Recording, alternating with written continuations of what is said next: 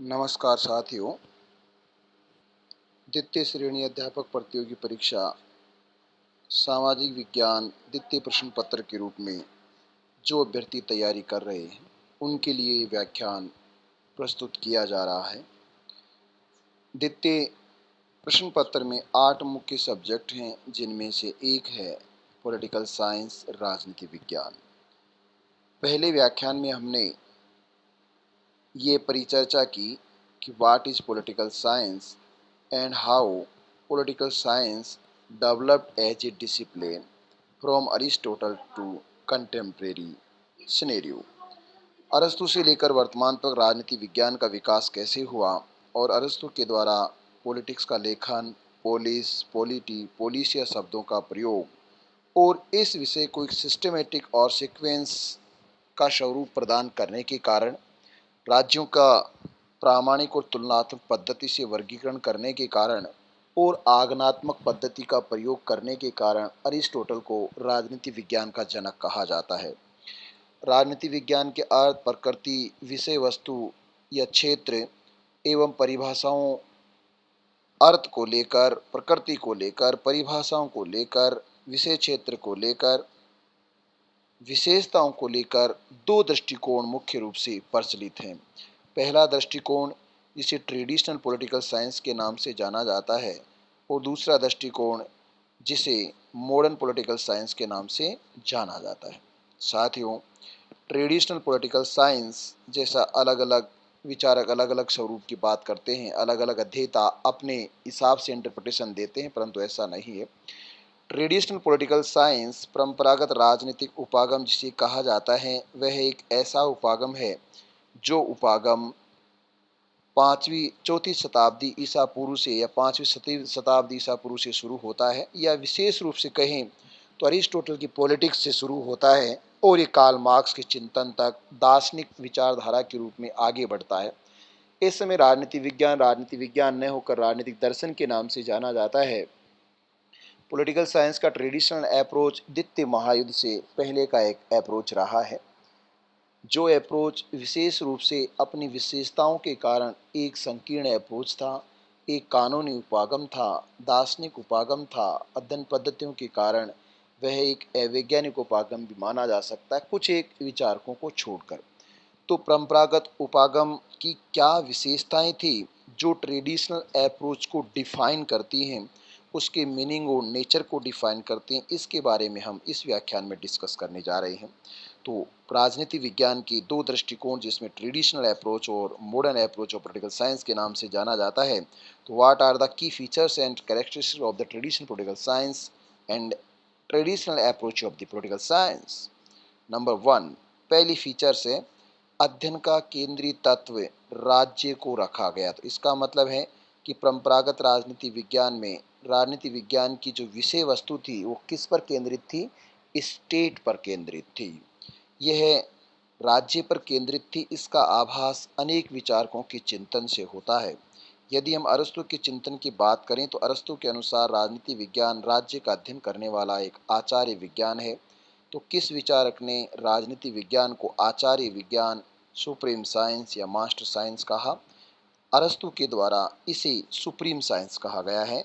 अरस्तु was the founder father of political science. अरस्तु राजनीति विज्ञान का पिता और जनक था और उसी ने राजनीति विज्ञान को सुप्रीम साइंस, मास्टर साइंस कहा है।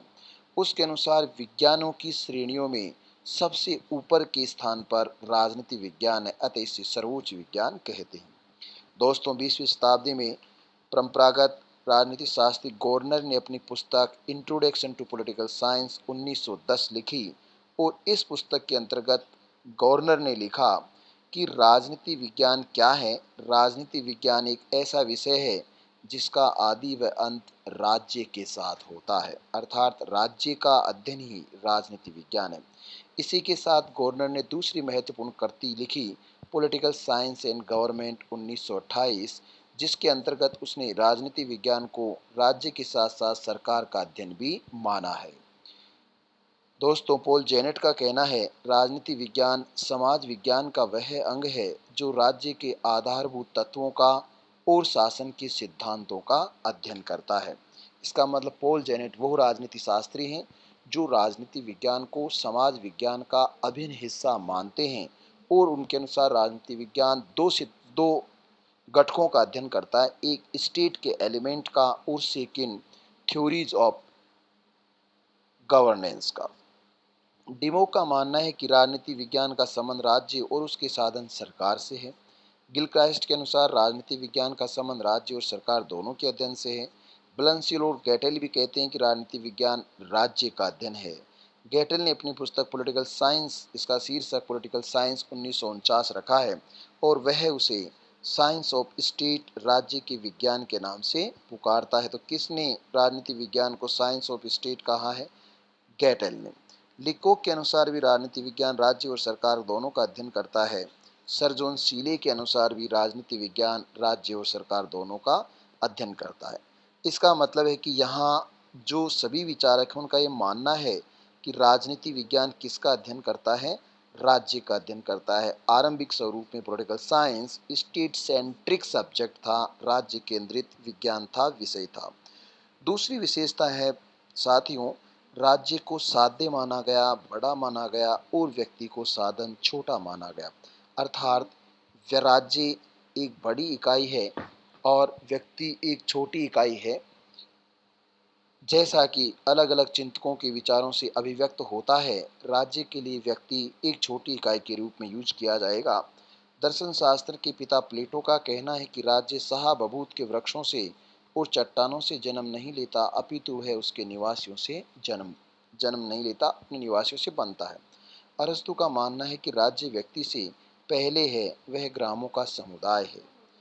प्राचीन विचारक गवर्नर ने राज्य के 4 अनिवार्य तत्व बताए हैं जिनसे मिलकर राज्य बनता है, और इन 4 तत्वों में एक निश्चित भूभाग, जनसंख्या, सरकार और प्रभुसत्ता, 4 तत्वों को शामिल किया गया। ग्रीन का मानना है कि राज्य का आधार इच्छा है, शक्ति नहीं है। हेगल का मानना है कि राज्य पृथ्वी पर ईश्वर का अवतार है। मिनर्वा का उल्लू सांझ के समय पंख फैलाता है। जॉन बर्गेस का मानना है कि राजनीति विज्ञान और राज्य वास्तव में मानव जाति का एक सामाजिक भाग है। ब्लंसली ने कहा है कि निश्चित प्रदेश पर राजनीतिक दृष्टि से संगठित लोगों का समूह राज्य है, और वेबर का मानना है कि राज्य निश्चित भूभाग पर दंड की शक्ति का प्रयोग करने का वैधानिक अधिकार रखता है। इन सब परिभाषाओं से अभिव्यक्त हो रहा है, स्टेट एक बड़ी इकाई है और व्यक्ति एक छोटी इकाई है। राज्य के बिना व्यक्ति का कोई महत्व नहीं होता है, इसलिए राज्य इम्पोर्टेंट है और व्यक्ति कम महत्वपूर्ण है। तीसरा फीचर, इस समय का जो राजनीति विज्ञान था उसकी विषय वस्तु कल्पना और तर्क पर आधारित करके आदर्श अध्ययन को आगे बढ़ावा दिया गया। इस विशेषता में हम देखते हैं कि इस समय राजनीति विज्ञान का अध्ययन महान प्रसंगों का अध्ययन, ऐतिहासिक गौरव गाथाओं से संबंधित रहा है। कल्पना के आधार पर आदर्शों का निर्माण किया गया है और फिर उन्हें तर्क का सहारा लेकर सिद्ध करने की और प्राप्त करने की कोशिश की गई है, जिसका जिक्र हमें प्लेटो के आदर्श राज्य से। प्लेटो एक आदर्श राजा और राज्य के आदर्श लक्ष्य को प्राप्त करना चाहता है। सिसरो सिविल सोसाइटी के ध्येय को प्राप्त करना चाहता है। संत ऑगस्टाइन ईसाई राज्य की स्थापना करना चाहता है। मैकियावेली ने एक शक्तिशाली राजा नरासव की धारणा को स्थापित किया है। टॉमस मूर ने एक कल्पना लोक की कल्पना की है। होब्स ने एक शक्तिशाली राजा लेवियाथन को रचित किया है या लेवियाथन की रचना की है। रूसो ने सामान्य इच्छा के द्वारा अपने लक्ष्य को आदेशित करने का प्रयास किया है।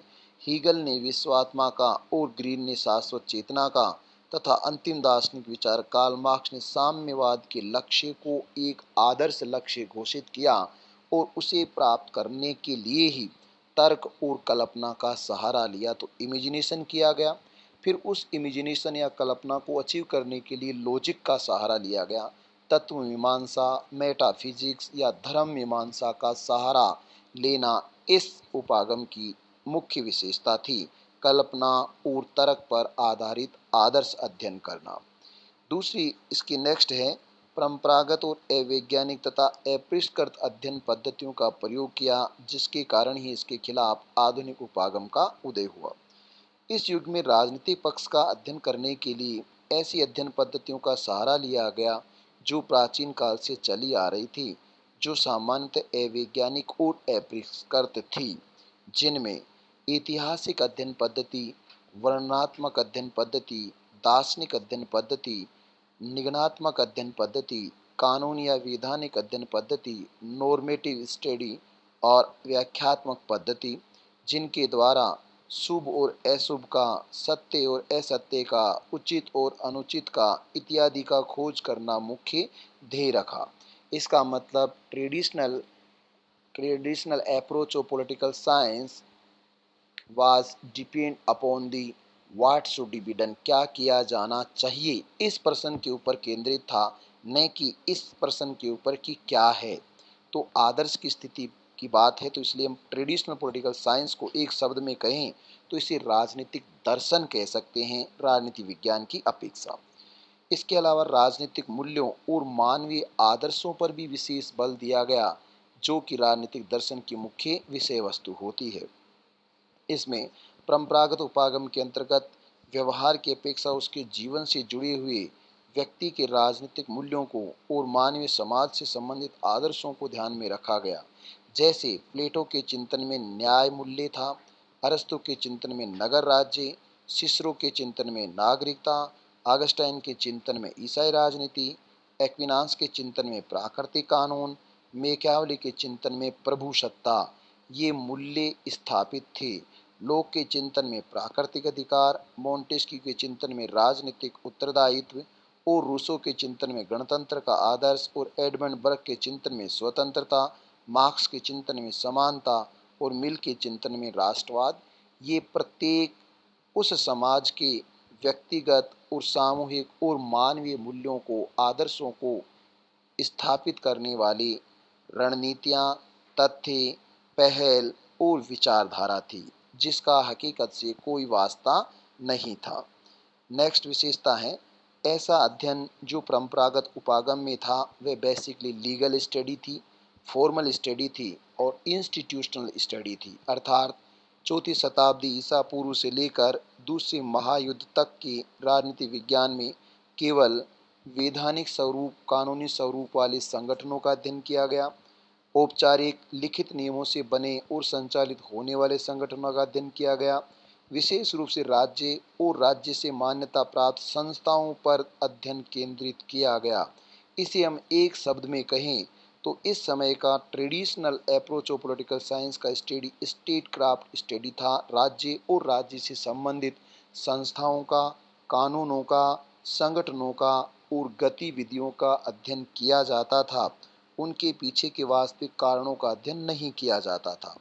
नेक्स्ट सेकंड लास्ट विशेषता है, ट्रेडिशनल अप्रोच का पॉलिटिकल साइंस एक संकीर्ण और सीमित विषय क्षेत्र तक सीमित था, विद्यमान था। अर्थात जो traditional approach of political science था, राजनीति विज्ञान का परंपरागत उपागम था, वह यूरोप में उदित हुआ और द्वितीय महायुद्ध से पहले तक यूरोपीय राष्ट्रों पर केंद्रित रहा।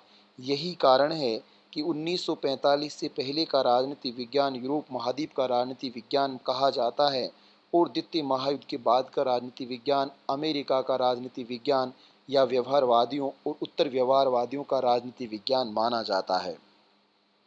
तो यह केवल और केवल यूरोपीय देशों पर केंद्रित रहा। अमेरिका, एशिया, भारत या अन्य देश इससे अछूते रहे, इसलिए इसको सीमित क्षेत्र और संकीर्ण क्षेत्र के नाम से भी जाना जाता है। ये भी इसकी विशेषता थी। इस दृष्टिकोण के प्रमुख समर्थकों की बात करें, जहाँ से ज़्यादातर प्रश्न आते हैं, कौन समर्थक है, नहीं है, विद्वानों का कौन सा समूह है, समर्थक है या नहीं है, इन सब में प्लेटो, अरस्तु, Cicero, Augustine, Aquinas, Machiavelli, Hobbes, Locke, Rousseau, Green, Hegel, Gardner, Gettell, Garris, Gilchrist, Bluntschli, Burgess, Bryce, Laski, Leacock, Seeley, Paul Janet, Max Weber, Sabine, Spencer, Marx इत्यादि इस दृष्टिकोण के प्रमुख समर्थक रहे हैं। तो ये प्रमुख विशेषताएं थी जिन्हें traditional approach of political science की बेसिक फीचर के नाम से जाना जाता है। साथियों, सेकंड ग्रेड में जो प्रश्न है वहाँ सबसे ज़्यादा प्रश्न इस टॉपिक से आते हैं, ट्रेडिशनल थिंकर्स और मॉडर्न थिंकर्स तथा उनकी फीचर्स क्या थी और क्या नहीं थी। तो यह व्याख्यान एक संक्षिप्त व्याख्यान है जो traditional approach of political science की फीचर्स को डिफाइन करता है। उम्मीद है, आशा है और मुझे पूरा विश्वास है कि यदि आपने ध्यान से पूरा व्याख्यान सुना है और देखा है तो निसंदेह आप ये डिफाइन कर सकते हो। अब आप ये बता सकते हो व्हाट आर दी की features of traditional approach of political science, परंपरागत राजनीति विज्ञान की मुख्य विशेषताएं क्या हैं, या यह जो उपागम था 2300 शताब्दियों के उस उपागम का क्या स्वरूप था, किसका अध्ययन किया जाता था, विषय क्षेत्र कहाँ तक था, प्रकृति क्या थी और राजनीति विज्ञान का अर्थ और परिभाषा किन बिंदुओं पर केंद्रित थी। आप सभी का ध्यान से सुनने और देखने के लिए मेरी तरफ से बहुत बहुत धन्यवाद। थैंक्स।